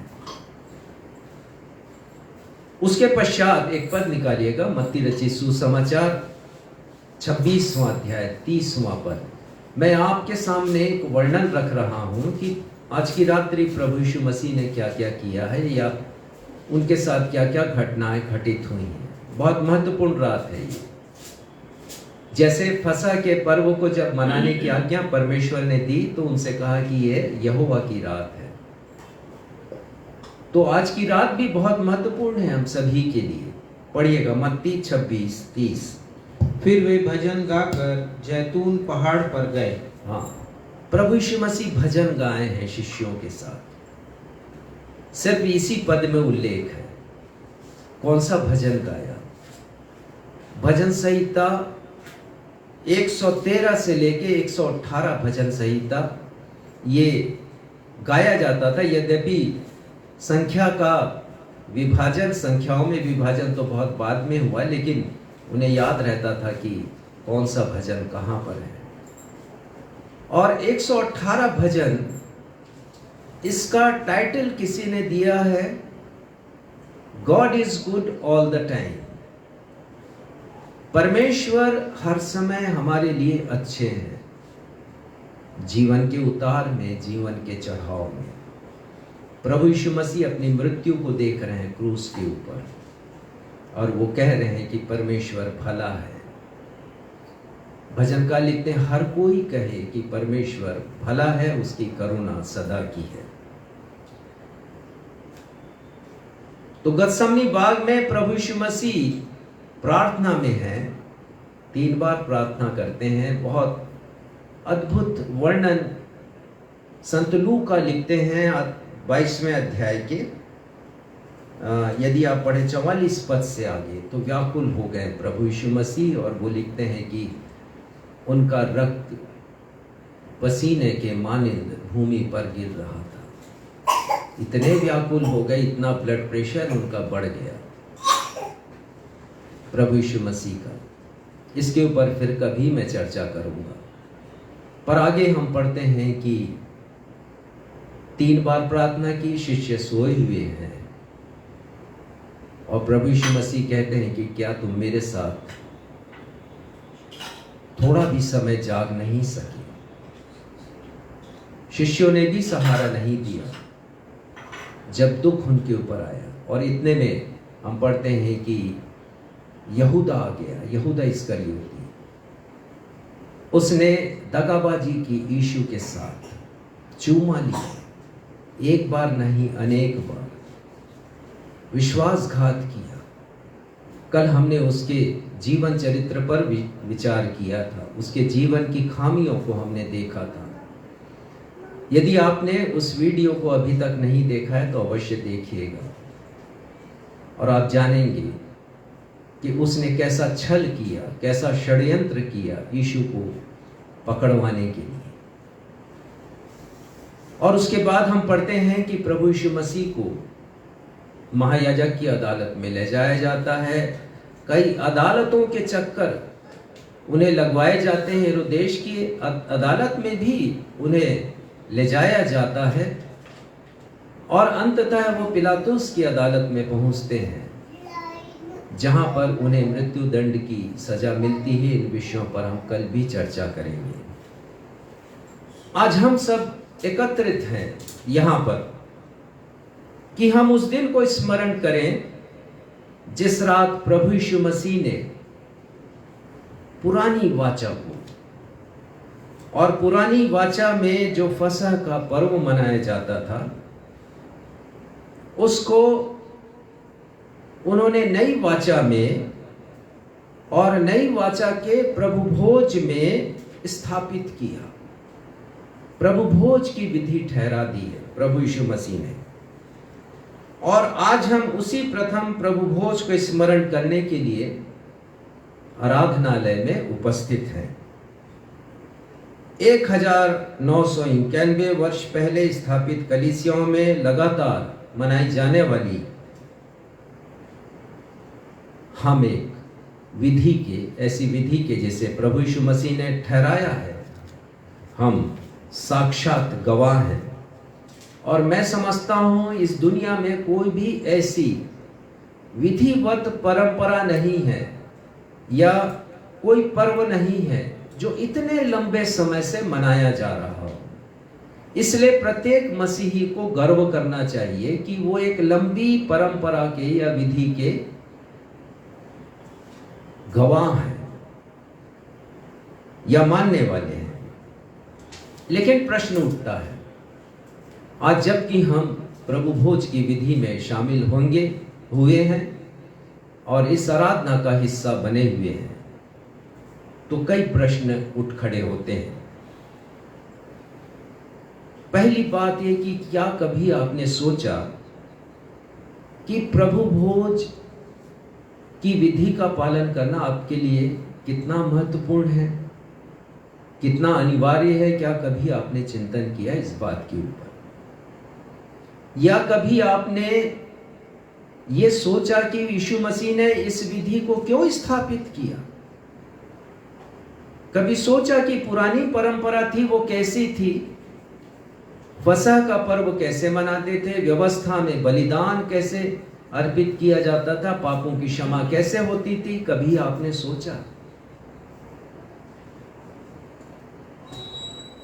कभी आपने सोचा कि आप प्रभु भोज की विधि में केवल इसलिए शामिल हो रहे हैं क्योंकि आपने बपतिस्मा लिया, आपके माता पिता ने कहा कि तुम्हारी उम्र हो गई, यही है सही समय बपतिस्मे का, तुम जवान हो गए, बपतिस्मा ले लो। और फिर पास्टर ने बपतिस्मा दे दिया। कई कलीसियाओं में तो कक्षाएं भी नहीं लगाई जाती, शिक्षा भी नहीं दी जाती बच्चों को। कहने पर बपतिस्मा ले लिया। चर्च की सदस्यता चाहिए थी तो बपतिस्मा ले लिया। विवाह करना था तो बपतिस्मा ले लिया, क्योंकि बिना विवाह के कलीसिया में, चर्च भवन में विवाह नहीं होता बिना बपतिस्मा के। कभी सोचा इन प्रश्नों के विषय में आपने? मैं आज आपको बतलाऊंगा, यदि आपने अभी तक नहीं सोचा है तो परमेश्वर के इस वचन से मैं आपको स्पष्ट रीति से बताऊंगा कि प्रभु भोज का महत्व आपके जीवन के लिए क्या है, और ये भी बताऊंगा कि क्यों प्रभु यीशु मसीह ने इस विधि को स्थापित किया है। ध्यान रखिए, केवल यही एक ऐसा पर्व है जिसे मनाने की आज्ञा नए नियम में प्रभु यीशु मसीह ने हमें दी है। अन्यथा जितने भी पर्व हम मनाते हैं उनको मनाने की कोई आज्ञा नहीं दी गई है परमेश्वर के वचन में। परंपराएं हैं जिसका पालन हम करते हैं और करना चाहिए। यदि परंपरा अच्छी है, आपके आत्मिक जीवन को बढ़ा सकती है तो। इसी क्रम में मैं हमेशा लेंट के सभाओं का भी प्रचार करता हूं और बहुत सी पठनी सामग्री भी मैं भेजता हूं। और अनेक लोग प्रश्न करते हैं कि लेंट मनाओ, कहाँ लिखा है? मैं आपको बताना चाहता हूं, जितने लोगों के हृदय में ये प्रश्न है, और बड़े बड़े प्रचारक भी इस प्रकार की भ्रांतियां फैलाते हैं कि केवल एक पर्व को मनाना है, जो पुराने वाचा के अनुसार फसह का पर्व था, और प्रभु यीशु मसीह के साथ के पश्चात, उनकी शिक्षा के पश्चात वो प्रभु भोज की विधि का पर्व है जिसे मनाना है। स्थापना का आज के दिन हमें मनाना है। 4 बातों के द्वारा मैं बताऊंगा प्रभु भोज की महत्ता, उसका महत्व क्या है, क्यों प्रभु यीशु मसीह ने स्थापित किया, पुरानी वाचा को एक नई वाचा में कैसे परिवर्तित किया, और फसह के पर्व की विधि को प्रभु भोज की विधि में क्यों उन्होंने परिवर्तित किया। 4 बातों के द्वारा। पहली बात, क्योंकि प्रभु भोज हमें प्रभु यीशु मसीह के महान बलिदान का स्मरण कराता है। ये प्रभु भोज जिसमें थोड़ी देर पहले ही हम सब शामिल हुए हैं, जिसकी विधि में याद कीजिए कि जब कभी आप इस मेज के पास आए, इस मेज की सहभागिता को प्राप्त करें, रोटी को ग्रहण करें, दाखरस को ग्रहण करें, आप स्मरण करें कि ये प्रभु यीशु मसीह के बलिदान के प्रतीक हैं। प्रभु यीशु मसीह ने इस विधि को इसीलिए स्थापित किया है कि हम स्मरण करें। पढ़िएगा लूका 22 उसका 19वां पद और 20वां पद। पहले पूरा पढ़ दीजिए इसको, 19वां पद। फिर यीशु ने रोटी ली, फिर उसने रोटी ली और धन्यवाद करके तोड़ी और उनको यह कहते हुए दी, यह मेरी देह है जो तुम्हारे लिए दी जाती है, मेरे स्मरण के लिए यही किया करो। देखिए, रोटी के लिए उन्होंने बता दिया कि यह उनकी देह है। देह है मतलब देह है, वो देह जो क्रूस पर लटकाई गई है, वो देह है जो षड्यंत्र करके जिसे पकड़वाया गया है, जिसे लहूलुहान किया गया है, जिस पर थप्पड़ मारे गए हैं, जिनके वो देह जिसकी दाढ़ी को खींचा गया है। आप पढ़ लीजिएगा यशायाह 50 में, गलमोच खींचा गया प्रभु यीशु मसीह के। ये उनकी देह है जिसके सिर के ऊपर कांटों का ताज रखा गया, जिनके हाथों में कीले ठोकी गई और पांव में कीले ठोके गए। तो ये देह है, ये कोई साधारण वस्तु नहीं है सांसारिक वस्तुओं से, इसीलिए हम इसे अलग कर देते हैं, पृथक कर देते हैं। परमेश्वर से विनती करते हैं कि ये प्रभु की देह हो। तो ये रोटी प्रभु की देह है। और आगे पढ़िए। इसी रीति से नहीं, मेरे स्मरण के लिए, मेरे स्मरण के लिए यही किया करो। तो हमें स्मरण करना है यीशु का, कि जो रोटी ले रहे हैं वो साधारण नहीं है, प्रभु यीशु मसीह की देह है। और आगे पढ़िएगा। इसी रीति से उसने भोजन के बाद कटोरा भी यह कहते हुए दिया, यह कटोरा मेरे उस लहू में जो तुम्हारे लिए बहाया जाता है नई वाचा है। उन्होंने दाखरस से भरा कटोरा दिया कि तुम इसे ग्रहण करो। यह उस लहू में जो तुम्हारे लिए बहाया जाता नई वाचा है। तो ये प्रभु यीशु मसीह का लहू है, ये दाखरस उनके बलिदान का प्रतीक है, ऐसे बलिदान का जो उन्होंने क्रूस पर दिया है। उनके हाथों में कीले ठोकी गई, पांवों में कीले ठोकी गई, जो इस बात का प्रमाण है कि उनके शरीर का रक्त बूंद बूंद करके रिसा है उनकी देह से। बड़ा अद्भुत है ये जानना, शरीर के रक्त का एक एक बूंद, एक एक कतरा प्रभु यीशु मसीह ने हमारे लिए बहाया। ये नई वाचा है, पुरानी वाचा को पूरा किया प्रभु यीशु मसीह ने इस विधि को स्थापित कर। तो बलिदान में स्मरण करना, यीशु मसीह ने कहा जब रोटी लो तो स्मरण करो, जब ये दाखरस लो तो स्मरण करो। तो दो बातों को स्मरण करना है, रोटी दाखरस। ठीक है, दाखरस के ऊपर हम पहले आते हैं। जब दाखरस ग्रहण करें तब जाने इसकी महत्ता, इसका महत्व क्या है। जब भी आप दाखरस ग्रहण करें तो आप इस बात को रिकॉग्नाइज करें, माने कि आपके पापों के लिए आपने नहीं, परंतु पहले प्रभु यीशु मसीह ने प्रायश्चित किया है।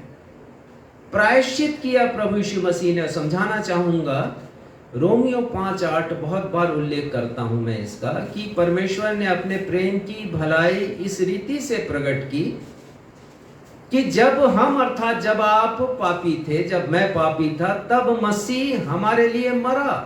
कहां मरा? क्रूस पर मरा। कैसे मरा? प्रायश्चित करते हुए। पहला यूहन्ना 2 अध्याय 2 पद पढ़िएगा निकाल कर। तो प्रभु यीशु मसीह ने प्रायश्चित किया। इसके पहले कि आप प्रायश्चित करें, प्रभु यीशु मसीह ने आपके पापों के लिए प्रायश्चित किया।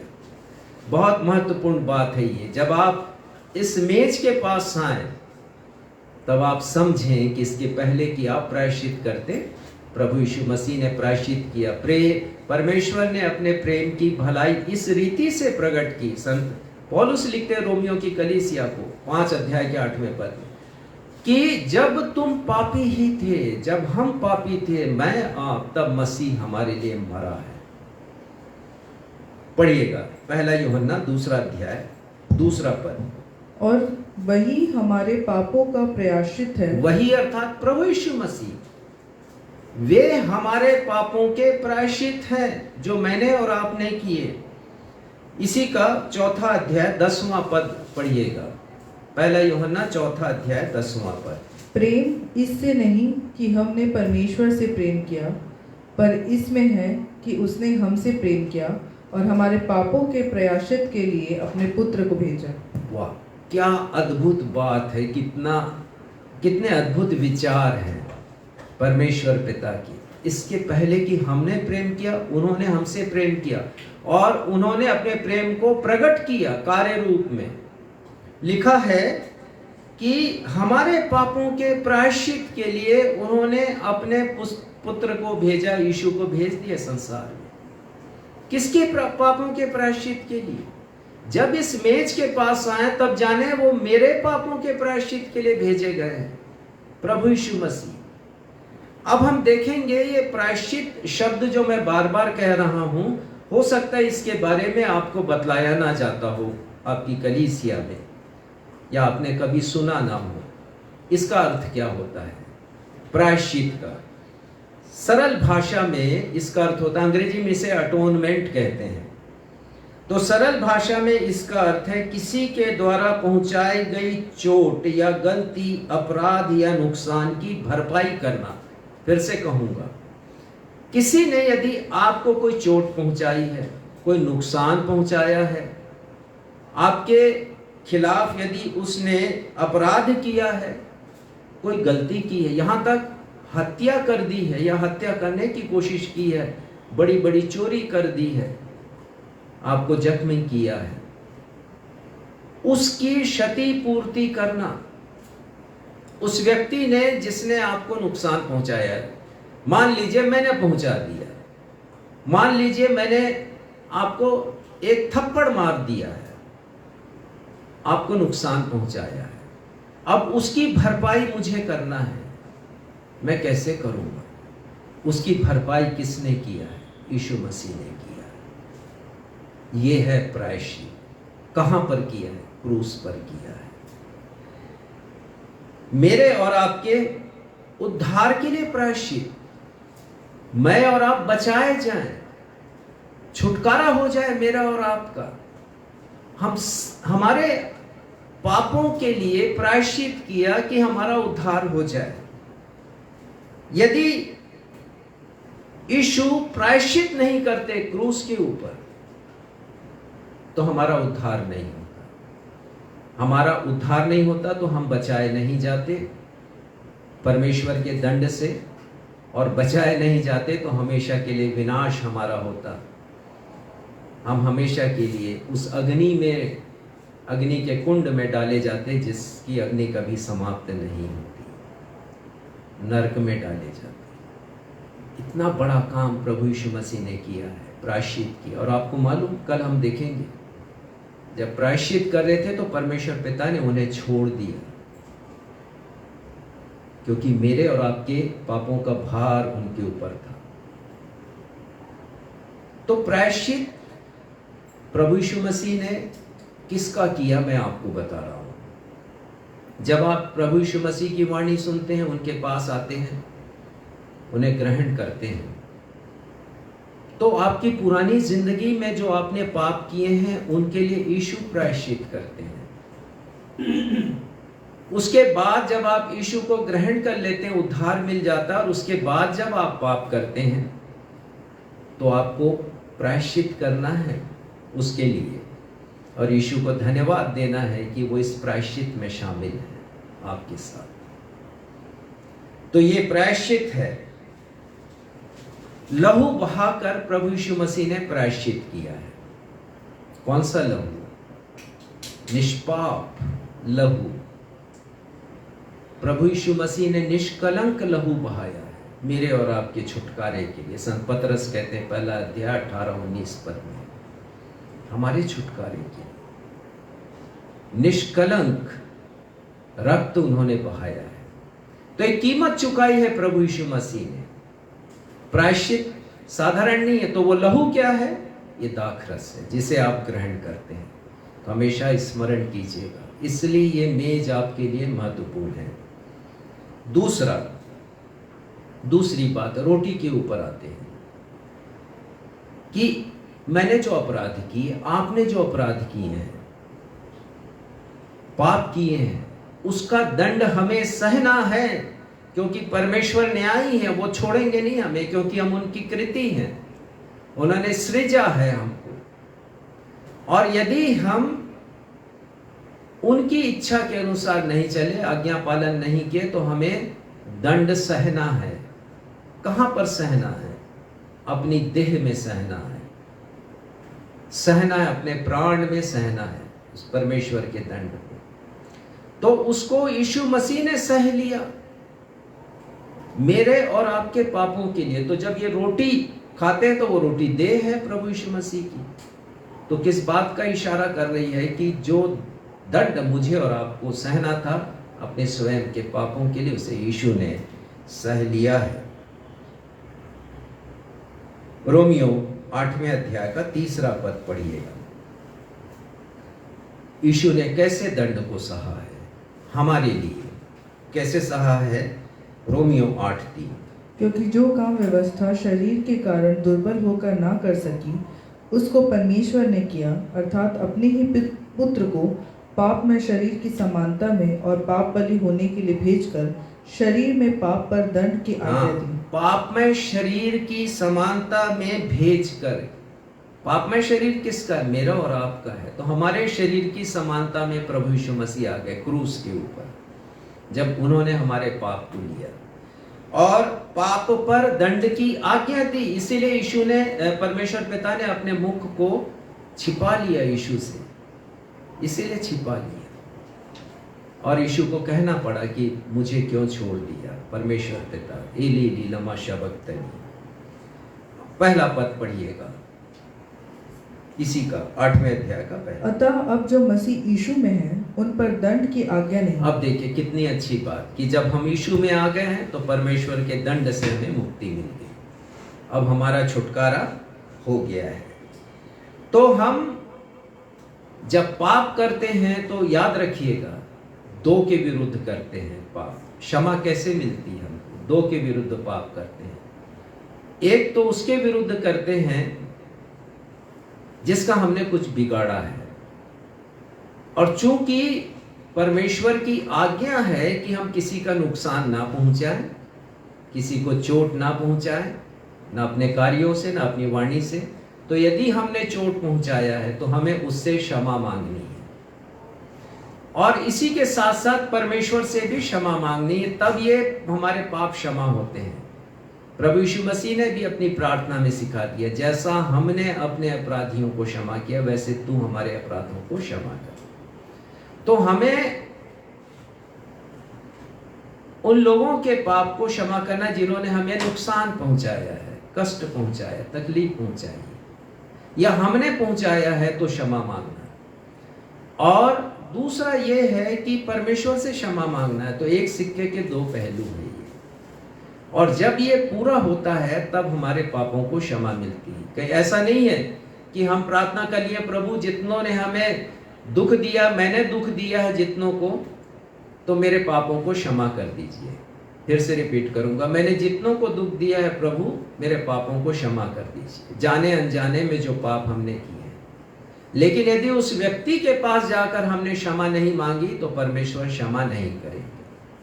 इसका दूसरा पहलू यह है कि यदि व्यक्ति से क्षमा मांग लिए, परमेश्वर से नहीं मांगा, तो क्षमा हमें नहीं मिलेगी। तो जब ये इस मेज के पास आते हैं, सहभागिता को प्राप्त करते हैं, तो स्मरण करें कि प्रभु यीशु मसीह ने प्रायश्चित किया, लहू बहाया, अपनी देह में दंड को सहा है, तो हमें भी क्षमा करनी है दूसरे लोगों को, और परमेश्वर से भी क्षमा मांगना है। फिर दूसरी बात हम देखते हैं कि जब मैं और आप प्रभु भोज में शामिल होते हैं तो हम जाने कि हमें छुटकारा मिला है। कैसे छुटकारा मिला? पाप के दासत्व से या शैतान के दासत्व से। तो जो पहला फसह का पर्व मनाया गया, जिसका विवरण हमने निर्गमन 12वें अध्याय में पढ़ लिया अभी, कि परमेश्वर ने चाहा कि उनके लोगों को छुटकारा मिले। किससे छुटकारा मिले? फिरौन राजा के दासत्व से। वे गुलाम थे वहां पर, बंधुआ मजदूर के समान। सूर्योदय से सूर्यास्त तक वो लोग कठिन परिश्रम करते थे, उनके आंसुओं को परमेश्वर पिता ने देखा है और वो जुल्म और सितम को देखा है जो उन पर ढाए जाते थे मिस्री सैनिकों के द्वारा, और परमेश्वर पिता ने उनके छुटकारे का प्रबंध किया है। और परमेश्वर ने कहा कि मैं तुम्हें आज़ादी दूंगा, छुटकारा दूंगा, रिहाई दूंगा दासत्व से, फिरौन के दासत्व से। और उन्होंने कहा कि तुम एक मेमना लेना, 1 वर्ष का हो और वो निष्कलंक हो, निर्दोष हो, और उसका बलिदान करना। रक्त को तुम अपने दरवाजे के चौखट के दोनों ओर लगाना और चौखट के ऊपरी हिस्से पर लगाना। और परमेश्वर पिता बोलते हैं मूसा से कि आज की रात, जो कि पूर्णमासी की रात थी, परमेश्वर का दूत पूरे मिस्र देश में विचरण करेगा। जिस घर में बलिदान का वो रक्त दिखाई नहीं देगा, उस घर से पहला उठा लिया जाएगा। और ऐसा ही हुआ। आप पढ़िएगा 12वें अध्याय को, पूरा का पूरा अध्याय। ऐसा हुआ है। लेकिन जिन घरों में वो रक्त का निशान दिखा है, वहां पर से पहला उठा नहीं उठाया गया। और फिर हम देखते हैं कि छुटकारा मिला है, छुड़ाए गए हैं लोग मिस्र के बंधन से, राजा फिरौन के बंधन से। कहां जाने के लिए? कनान देश, प्रतिज्ञात देश। अब हम इसको देखते हैं प्रभु यीशु मसीह की नई वाचा के साथ। क्या हुआ है? प्रभु यीशु मसीह ने अपना रक्त बहाया है, निष्कलंक मेमने का रक्त, मेरे और आपके लिए, कि हमें छुटकारा मिले। किससे छुटकारा मिले? शैतान के दासत्व से छुटकारा मिले। कहां पहुंचाए जाएं? परमेश्वर के पास, स्वर्ग में पहुंचाए जाएं। तो प्रभु यीशु मसीह ने मेरे छुटकारे के लिए अपनी देह को दिया है, अपने रक्त को दिया है, अपने प्राण को कुर्बान किया है उन्होंने, प्रभु यीशु मसीह ने। तो इस प्रकार हम दोनों के संबंध को देखते हैं। और उसके बाद व्यवस्था आती है, और जब व्यवस्था आती है तो उसमें फिर पशुओं के बलिदान के विषय में हम पढ़ते हैं। और फिर हम पढ़ते हैं कि प्रभु यीशु मसीह ने, जो कि एक बहुत ही क्लिष्ट विधि थी पापों की क्षमा प्राप्त करने के लिए, और वो भी एक विशेष जाति के लिए थी, उसे प्रभु यीशु मसीह ने कैसे आसान कर दिया नई वाचा के द्वारा। मेरा यह लहू नई वाचा है, ये नई वाचा है। वो कहते हैं बहुतों के पापों की क्षमा के लिए यह रक्त बहाया जाता है। तो इन दोनों पर्वों को स्मरण करने कहा गया। फसह का पर्व, परमेश्वर पिता ने कहा कि इसे स्मरण करना, और 12 अध्याय का 24वां पद, निर्गमन का 12 अध्याय 24वां पद पढ़िएगा। फिर तुम इस विधि को अपने और अपने वंश के लिए सदा की विधि जानकर माना करो। हाँ, ये परमेश्वर पिता ने आज्ञा दी है मूसा के माध्यम से इजरायलियों को, सदा के लिए मानना है तुमको। आज भी यहूदी लोग इस पर्व को मनाते हैं। आज के दिन फसह का पर्व मना रहे होंगे वो भी। और व्यवस्था विवरण 15 में लिखा है, इस बात का स्मरण करना कि तू भी मिस्र देश में दास था और तेरे परमेश्वर यहोवा ने तुझे छुड़ा दिया। तो जब इस मेज के पास आए तो नई वाचा के अंतर्गत हम स्मरण करें कि प्रभु यीशु मसीह ने अपना रक्त बहाकर मेरा और आपका छुटकारा किया और शैतान के दासत्व से हमें बचा लिया है। तो हमें स्मरण करना है। तीसरी बात हम देखते हैं, प्रभु भोज में हम इसलिए शामिल होते हैं क्योंकि हम स्मरण करते हैं। जाने की पुरानी वाचा क्या है, नई वाचा क्या है, इसके बारे में मैंने बताया आपको, लेकिन विस्तार से मैं बताऊंगा। नई वाचा प्रभु यीशु मसीह ने कहा है इसे जानने के लिए आप निकाल लीजिए इब्रानियों की किताब, उसका 9वां अध्याय 15वां पद हम देखेंगे। इब्रानी 9वां अध्याय और उसका 15वां पद। इसी कारण वह नई वाचा का मध्यस्थ है, ताकि उसकी मृत्यु के द्वारा जो पहली वाचा के समय के अपराधों से छुटकारा पाने के लिए हुई है, बुलाए हुए लोग प्रतिज्ञा के अनुसार अनंत मिरास को प्राप्त करें। हाँ, देखिए बहुत अच्छी बात यहाँ पर लिखी हुई है। 9वें अध्याय का 5वां पद, 15वां पद, ठीक है। इस कारण वह नई वाचा का मध्यस्थ है। कौन है मध्यस्थ? प्रभु यीशु मसीह। मनुष्य और परमेश्वर के मध्य में एक ही मध्यस्थ है और वो मध्यस्थ प्रभु यीशु मसीह है, ताकि उस मृत्यु के द्वारा जो पहली वाचा के समय अपराधों से छुटकारा पाने के लिए निर्धारित की गई थी, बुलाए हुए लोग प्रतिज्ञा के अनुसार अत्यंत मिरास को प्राप्त करें। तो मैं और आप बुलाए हुए लोग हैं। पुरानी वाचा में पशु का बलिदान किया जाता था और लोगों को पापों की क्षमा मिलती थी।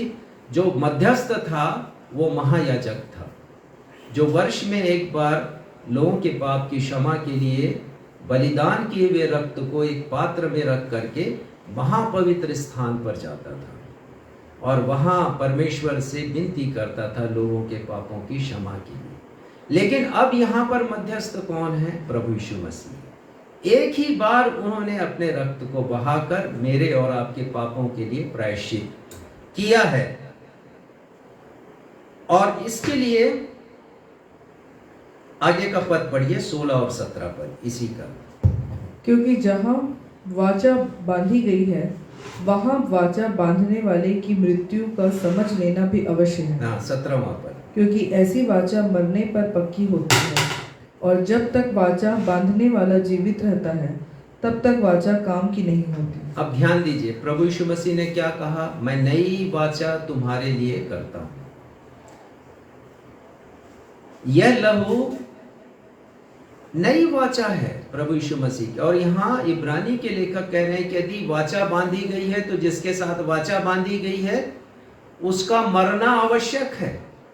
जैसे वो मेमना बलिदान किया जाता था, मारा जाता था और उसका रक्त निकाला जाता था, वैसे यीशु भी मारे गए हैं, उनकी मृत्यु हुई है। क्योंकि वाचा पक्की कब होती है? मृत्यु के द्वारा। तो वाचा बांधी प्रभु यीशु मसीह ने आज की रात यरूशलेम उपरोठी कोठरी में, और आने वाले दिन में क्रूस पर उनकी मृत्यु हुई है। तो हम देख सकते हैं वचन एक दूसरे का कितना समर्थन करते हैं। और उसके बाद आप पढ़िएगा 18वां पद। इसीलिए पहली वाचा भी बिना लहू के नहीं बांधी हाँ, गई। तो लहू के साथ पहली वाचा बांधी गई, अर्थात मेमने का बलिदान किया जाता था, उसका रक्त एकत्रित किया जाता था और याजक और महायाजक उनके पापों की क्षमा के लिए प्रार्थना करते थे।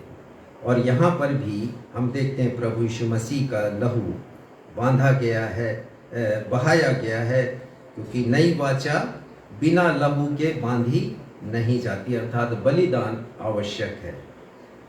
दूसरी बात प्रभु यीशु मसीह कहते हैं यूहन्ना 13:14 में, पढ़िएगा यूहन्ना 13:14। जब प्रभु यीशु मसीह अपने शिष्यों के साथ बैठे हैं और भोजन पर, और वो उन्हें शिक्षा दे रहे हैं, यूहन्ना 13:14 में, यदि मैंने प्रभु और गुरु होकर तुम्हारे पांव धोए, तो तुम्हें भी एक दूसरे के पांव धोना चाहिए। हाँ, और परमेश्वर प्रभु यीशु मसीह ने सिखा दिया विनम्रता का पाठ, और उन्होंने कहा कि ये एक नई आज्ञा है। नई आज्ञा प्रभु यीशु मसीह ने कहा कि यह एक नई आज्ञा है जो मैं तुम्हें देता हूं। आज की ही रात्रि प्रभु यीशु मसीह ने न सिर्फ नई वाचा बांधी, परंतु उन्होंने नई आज्ञा भी दी। और ये आज्ञा यह है कि हम एक दूसरे से प्रेम रखें, एक दूसरे से हम प्रेम करें। मुझे वो पद नहीं मिल रहा है जहाँ ये लिखा है कि मैं तुम्हें एक नई आज्ञा देता हूँ, जब उन्होंने प्रभु भोज की विधि की स्थापना की है। यूहन्ना 13 उसका 34। हाँ, थैंक यू। 34वां पद। तो आज की रात्रि प्रभु यीशु मसीह ने न सिर्फ एक नई वाचा बांधी परंतु एक नई आज्ञा दी। तो बहुत कलीसियाओं में आज के दिन को मॉन्डी थर्सडे कहा जाता है। मॉन्डी शब्द ग्रीक भाषा के शब्द, लैटिन भाषा के शब्द मैंडेटम से निकला है, जिसका मतलब होता है आज्ञा। आज्ञा मतलब यही है। यूहन्ना 13 अध्याय के 34वें पद में मैं तुम्हें एक नई आज्ञा देता हूं। तो नई वाचा है। इस मेज के पास जब हम आए तो याद करें कि ये नई वाचा है। जब इस मेज के पास आए तो याद रखें हम कि प्रभु यीशु मसीह की नई आज्ञा है। और नई आज्ञा क्या है? प्रेम करो। प्रेम करो, परमेश्वर से प्रेम करो, प्रेम करो पड़ोसियों से प्रेम करो। यही पूरे शास्त्र की सबसे बड़ी आज्ञा है। प्रभु यीशु मसीह ने कहा सारी आज्ञाएं इसी में पूर्ण होती है। जो 10 आज्ञा है जिसे परमेश्वर ने मूसा को दिया, इसी एक आज्ञा के द्वारा पूरी होती कि तुम्हें प्रेम करना है। ये प्रभु यीशु मसीह की आज्ञा है। तो जब हम इस मेज की सहभागिता को प्राप्त करें, न सिर्फ आज परंतु आगे भी जब भी, तो स्मरण करें कि ये प्रभु यीशु मसीह की नई वाचा जो रक्त में बांधी गई है। और दूसरा, मृत्यु का होना आवश्यक है। और फिर ये प्रभु यीशु मसीह ने कहा कि नई आज्ञा है जो मैं तुम्हें देता हूँ। और फिर अंतिम बात मैं आपको बताऊंगा, क्योंकि प्रभु भोज में शामिल होकर हम स्मरण करते हैं 4 बातों को हमें स्मरण करना है। तो केवल रस्मों अदायगी ना करें हम, पर 4 कार्यों को करना है। जब हम इसे ग्रहण करते हैं, ग्रहण करने के पश्चात 4 कार्यों को करना है। वो 4 कार्य कौन से हैं? 3 कार्य के विषय में मैंने पहले बता दिया जब प्रभु भोज की विधि में हम आगे बढ़ रहे थे, तब फिर से देखेंगे उनको। मेरे साथ निकालिए आप पहला कुरिन्थियों उसका 11वां अध्याय, जिसे हमने पढ़ा है पत्रियों में से। पहला कुरिन्थियों 11वां अध्याय और उसके 25वें पद को पढ़िएगा। इसी रीति से उसने बियारी के पीछे कटोरा भी लिया और कहा, यह कटोरा मेरे लहू में नई वाचा है। जब कभी पियो तो मेरे स्मरण के लिए यही किया करो। 26वां पद। क्योंकि जब कभी तुम या रोटी खाते और इस कटोरे में से पीते हो तो प्रभु की मृत्यु को जब तक वह न आए प्रचार करते हो। हाँ, तो हमें प्रचार करना है। सिर्फ ये नहीं कि आज का दिन विशेष है, प्रभु भोज स्थापना दिवस है, सारा विश्व मना रहा है, हम भी मनाएं। नहीं मनाएंगे तो हृदय में कुछ लगेगा कि हमने कुछ गलत कर दिया। केवल इतना ही नहीं है, परंतु हमें कुछ करने की शिक्षा देता है ये मेज।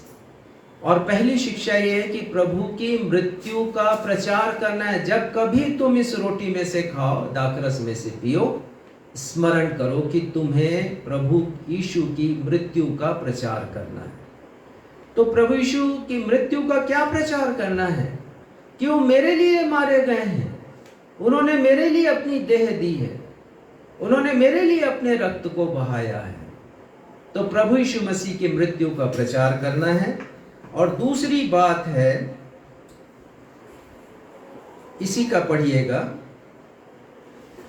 28वां पद। इसलिए मनुष्य अपने आप को जांच ले और इसी रीति से इस रोटी में से खाए और इस कटोरे में से पिए। हाँ, वो तो साफ साफ कर रहे हैं संत पौलुस कि सिर्फ रस्मों अदायगी के लिए आप नहीं आइए, अपने आप को जांचना है।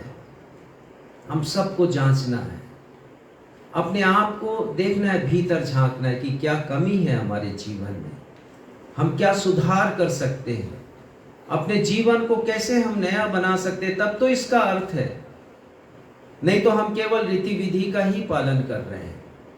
अपने आप को जांचना है।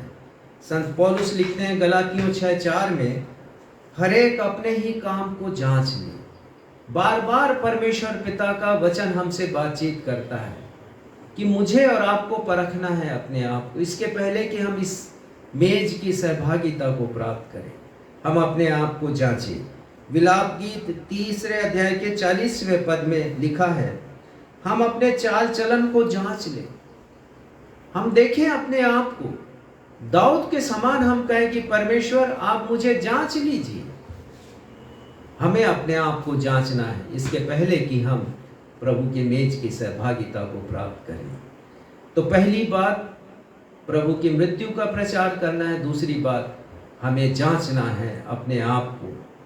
तीसरी बात हम आगे देखते हैं, 29वें पद को पढ़िएगा, 29। क्योंकि जो खाते पीते समय प्रभु की देह को ना पहचाने, वह इस खाने और पीने से अपने ऊपर दंड लाता है। हमें प्रभु की देह को पहचानना है, यह आवश्यक है, हमारे लिए अनिवार्य है। यदि हम ऐसा नहीं करेंगे तो परमेश्वर के दंड के भागी होंगे। साफ साफ कहते हैं कि बहुत संजीदगी के साथ, गंभीरता के साथ लेना, प्रभु की देह को पहचानना। क्या पहचानना है? क्रूस पर उन्होंने कितने जख्म हमारे लिए सहे, उनकी क्या दशा थी, कभी सोचा आपने? उसके बारे में सोचिए। यशायाह ने प्रभु यीशु मसीह के मृत्यु के पहले 700 वर्ष पहले लिख दिया। 53 अध्याय के 2 पद के दूसरे हिस्से में वो लिखते हैं, उसकी ना तो कुछ सुंदरता थी कि हम उसको देखते, और ना उसका रूप ही हमें ऐसा दिखाई पड़ा कि हम उसे चाहते। प्रभु यीशु मसीह की सारी सुंदरता नष्ट हो गई क्रूस पर, उन जख्मों के कारण जो उन्होंने सहे थे। किसके लिए, किसके कारण? मेरे और आपके कारण। यीशु मसीह का चेहरा विकृत हो गया, जिस चेहरे को सुधारने के लिए पता नहीं हम क्या क्या करते हैं। विकृत बना लिया उन्होंने चेहरे को। वो लिखते हैं कि रूप ऐसा नहीं दिखाई दिया कि हम उसे देखते और ना ही हम उसे चाहते। 3 पद में वो लिखते हैं, वह तुच्छ जाना जाता और मनुष्यों का त्यागा हुआ था, वह दुखी पुरुष था, रोग से उसकी जान पहचान थी। अब आगे पढ़ सुनिएगा क्या लिखा। यदि आपने निकाल लिया है तो पढ़िए 3 पद, अंतिम हिस्सा, यशायाह 53 3 हिस्सा। वह तुच्छ जाना जाता और मनुष्यों का त्यागा हुआ था, वह दुखी पुरुष था, रोग से उसकी जान पहचान थी और लोग उससे मुंह फेर लेते थे। हाँ, तुच्छ जाना गया प्रभु यीशु मसीह, निग्लेक्टेड। सभी लोगों ने तुच्छ उसे जाना है। प्रभु यीशु मसीह को छोड़ दिया, लिखा त्यागा हुआ है। और वह दुखी पुरुष था क्रूस के ऊपर, रोग से उसकी जान पहचान, ऐसा कि रोगी हो गया। मेरे और आपके चेहरे को खूबसूरत बनाने के लिए, हमारी जिंदगी को, मेरा आशा है हमारी जिंदगी को खूबसूरत बनाने के लिए, हमारी आत्मा को खूबसूरत बनाने के लिए। आगे पढ़िएगा। और लोग, वह तुच्छ जाना गया और नहीं, और लोग उससे मुंह फेर लेते थे। वह तुच्छ जाना गया और हमने उसका मूल्य न जाना। ऐसी दशा थी प्रभु यीशु मसीह की, कोई देखना भी नहीं चाहता था, मुख फेर लेता था।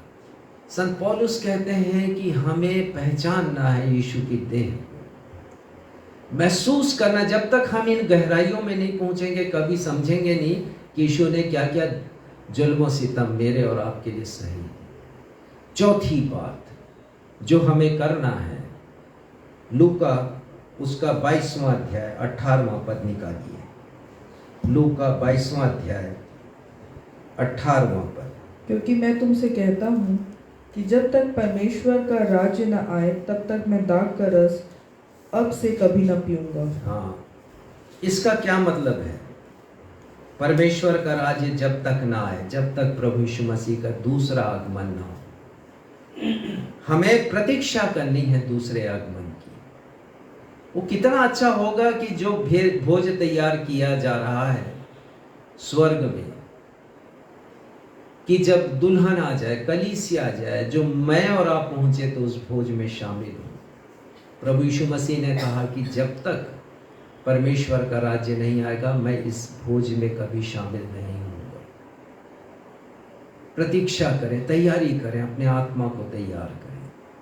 कितनी अच्छी शिक्षाएं हैं ये प्रभु की मेज मुझे और आपको प्रदान करती है। तो हम इस दिन को इस प्रकार स्मरण करें और अपने कार्यों को पूरा करें। प्रभु यीशु मसीह ने अपने कार्य को पूरा किया, जो कहा उन्होंने आज की रात्रि दूसरे दिन उसे पूरा किया, शब्दशः निभा दिया प्रभु यीशु मसीह ने। तो हम इस मेज के पास आकर केवल रस्मों अदायगी ना करें, इसके महत्व को समझें और हम समझें कि क्यों प्रभु यीशु मसीह ने इसे स्थापित किया। आज के इन वचनों के द्वारा परमेश्वर पिता हम सभी को अपनी आशीषों से परिपूर्ण करें। आइए फिर से उस गीत को गाएं जो परमेश्वर के महान प्रेम को प्रकट करता है। शून्य से लेकर तूने मुझे रच लिया अपने ही रूप में। और उसके इस पद को हम गाएंगे, जग में आया यीशु स्वर्ग छोड़कर, मेरे और आपके लिए वो आ गए, मेरा सारा दंड सह लिया उन्होंने। वही बात जो मैंने आपसे जिस बात की चर्चा की है, आइए हम गाएं इसको। जग में आया यीशु स्वर्ग छोड़कर, मेरा सारा दंड सह लिया उसने। कोड़े खाकर क्रूस उठाकर यीशु ने मुझे मुक्ति और चंगाई दे दी है। अनोखा प्यार है तेरा, करूंगा स्तुति तेरी मैं सर्वदा। अनोखा प्यार है तेरा, करूंगा स्तुति तेरी मैं सर्वदा। करूंगा स्तुति तेरी मैं सर्वदा। करूंगा स्तुति तेरी मैं सर्वदा। ये हमारे परमेश्वर पिता, हम धन्यवाद देते हैं इस अवसर के लिए जैसे आपने हमारे जीवन में प्रदान किया कि हम आज प्रभु भोज की उस विधि को जैसे हमारे उद्धारकर्ता प्रभु यीशु मसीह ने आज के ही दिन स्थापित की, हम शामिल हो सके। वचन में से हमने सीख लिया पिता कि प्रभु यीशु मसीह ने क्यों इस नई विधि को स्थापित किया, उनकी नई वाचा का मतलब क्या है, नई आज्ञा का अर्थ क्या है। पिता, हमने सीख लिया कि केवल रस्मों अदायगी ना करें, लेकिन कुछ कार्यों को हमें करना है। हमने सीख लिया पिता आज की प्रभु यीशु मसीह ने हमारे पापों के लिए प्रायश्चित किया है। जो काम हमें करना था उसे यीशु ने किया है, जो दंड हमें सहना था उसे उन्होंने सहा। हम धन्यवाद देते हैं पिता वचनों के प्रकाशन के लिए, पवित्र आत्मा के लिए, उनके मार्गदर्शन के लिए। प्रार्थना करते हैं पिता हम सब के ऊपर आपकी कृपा बनी रहे, यथार्थ में हम जीना सीखें, वचन के अनुसार पिता जो शिक्षा प्राप्त करें उसे निभा सके, कृपा कीजिएगा। धन्यवाद के साथ इस प्रार्थना को आपके बेटे हमारे मुक्तिदाता प्रभु यीशु के नाम से मांगते, सुनिए, ग्रहण कीजिए। कलीसिया कहे आमीन। आमीन। आशीष ग्रहण करेंगे। अब हमारे अद्वैत पिता परमेश्वर का प्रेम, हमारे उद्धारकर्ता प्रभु यीशु मसीह का अनुग्रह और शांतिदायक पवित्र आत्मा की सहभागिता हमें से हरेक के साथ अब से लेकर सदा तक होती रहे। हम सब कहें आमीन। जय मसीह।